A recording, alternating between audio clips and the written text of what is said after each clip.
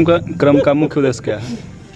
यह कार्यक्रम खास करके हमारा फाइलेरिया नियंत्रण कार्यक्रम है और यह कार्यक्रम अपने ज़िला में 20 तारीख से ही 20 जून से संचालित है। इसको 2 पार्ट में करके गांव में नाइट ब्लड सर्वे इसको हम लोग बोलते हैं, जो हमारा बैनर भी लगा हुआ है, रात्रि रक्तपट संग्रह। इसमें होता है कि ये कुछ हमारे राजनगर प्रखंड के लिए सिलेक्टेड गांव हैं, खास करके वैसे गांव जिसमें पूर्व से हमारे फाइलेरिया के कुछ केसेस पहले से परिलक्षित हुए हैं, तो एक वैसा साइट बनाया गया है।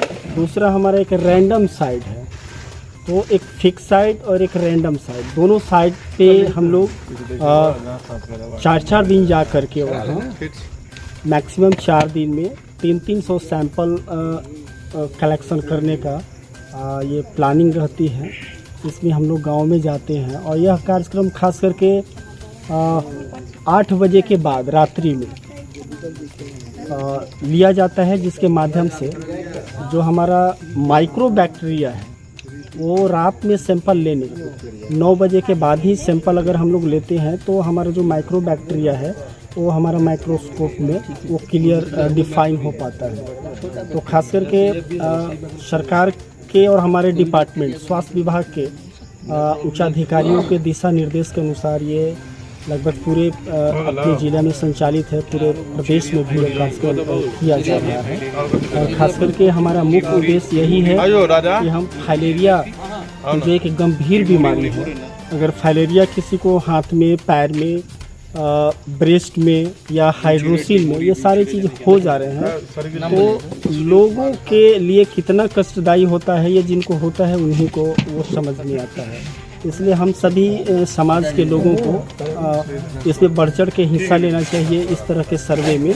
और गांव में खास करके अगर फाइलेरिया के मरीज़ हैं तो उनको तो ज़रूर ही कराना चाहिए, बट कुछ ऐसे भी लोग जिनको वो बीमारी उनको अभी परिलक्षित नहीं हो पाता है, क्या पता उनमें फाइलेरिया के बैक्टीरिया है, तो उनके लिए ये सारी चीज़ जांच किया जाता है कि हम सभी लोग, हमारा गांव समाज सभी स्वस्थ रहें और फाइलेरिया जैसे गंभीर बीमारी से हम लोग बच सकें। ग्रामीणों को इस तरह से जो योजना चल रही है उससे क्या लाभ मिलने वाले हैं? ग्रामीणों को इस योजना से यही लाभ मिलेगा कि जो हमारा फाइलेरिया नामक ये बीमारी है, अगर इसका पहले ही हम लोग सर्वे के माध्यम से सैंपलिंग करा लेते हैं तो फिर उनको इस रिपोर्ट में पता चलेगा कि उनके शरीर में हमारा फाइलेरिया का बैक्टीरिया है कि नहीं, तो हम समय रहते उनका ट्रीटमेंट, बेहतर ट्रीटमेंट करके उनको स्वस्थ बना सकते हैं। जिस गांव में, जिस वार्ड में, जिस पंचायत में जिन लोगों को फाइलेरिया हो चुकी है उन लोगों के लिए क्या व्यवस्था है? देखिए, फाइलेरिया के कई स्टेज हैं, first stage, second stage, third, fourth, fifth, six stage तक ये सारी चीज़ है। अगर हमारा फर्स्ट स्टेज में ही ये पता चल जाता है कि नहीं फाइलेरिया के वो पेशेंट है, तो उनका ट्रीटमेंट होता है।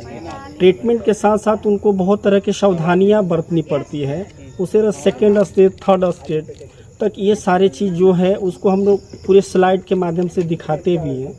ज़रूरत पड़ता है तो गांव-गांव में इस तरह से आशा बहनों के सहयोग से प्रचार प्रसार भी इसका किया जाता है। अगर वो समय रहते वो आते हैं हमारे चिकित्सक के पास, तो उनको एक अच्छी सलाह दे करके, क्योंकि अभी बहुत पहले ही हमने 15 दिन पहले ही अपने सभी आशा कार्यकर्ताओं के माध्यम से गांव-गांव में हमने सर्वे कराया है कि खास करके जो फाइलेरिया के सस्पेक्टेड व्यक्ति हैं उनको एक लाइन लिस्टिंग बनाया जाए और उनको एक हम या तो अपने संस्थान में बुला के या फिर कम्युनिटी में ही उनके साथ गेट टुगेदर बात करके उनको समझा सके, काउंसलिंग कर सके कि वो अपने को कैसे इससे मतलब कि रिलैक्स महसूस करेंगे।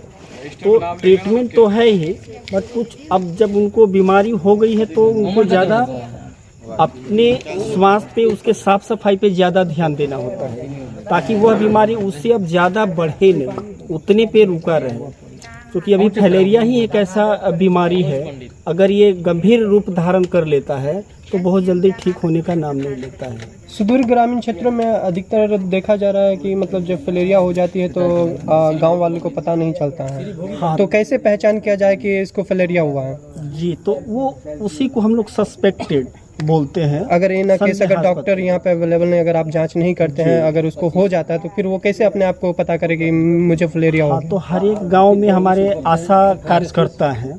आशा कार्यकर्ता विभिन्न कार्यक्रमों को लेकर के घर घर में जाती हैं। जैसे सर कोई चिन्हित होता है, जैसे पाँव फूल जाना, पाँव में सूजन आ जाना, ऐसा कुछ होता है कि नहीं होता है? हाँ, जब फलेरिया जब मतलब हो जाता है तो हाँ, तो ये सारी चीज़ हम लोग बताते हैं कि सबसे पहले तो ये जो फैलेरिया नामक बीमारी जो होता है, पैर में सूजन, हाथ में सूजन, हाइड्रोसिल, तो ये मच्छर के काटने से होता है। तो पहले तो हम लोग उनको सलाह देते हैं कि कोई भी सुदूर ग्रामीण क्षेत्रों में रहने वाले व्यक्ति हों या शहरी क्षेत्रों में भी, उनको मच्छरदानी का प्रयोग हमेशा करना है रात्रि में, क्योंकि इसका जो मच्छर है वो रात में एक्टिव होता है और उस मच्छर से बचने के लिए हमको मच्छरदानी का प्रयोग निश्चित रूप से करना चाहिए। जब मच्छरदानी का प्रयोग करेंगे तो ज़्यादा हमारा संभव है कि हम उस मच्छर से बच सकते हैं। और इसका घर घर में जा कर के लोगों को जानकारी देने का काम हमारा आशा कार्यकर्ता के माध्यम से किया जाता है। सर आपका परिचय? मेरा नाम विजेंद्र कुमार शर्मा है और हम एज ए BCM सामुदायिक स्वास्थ्य केंद्र राजगढ़।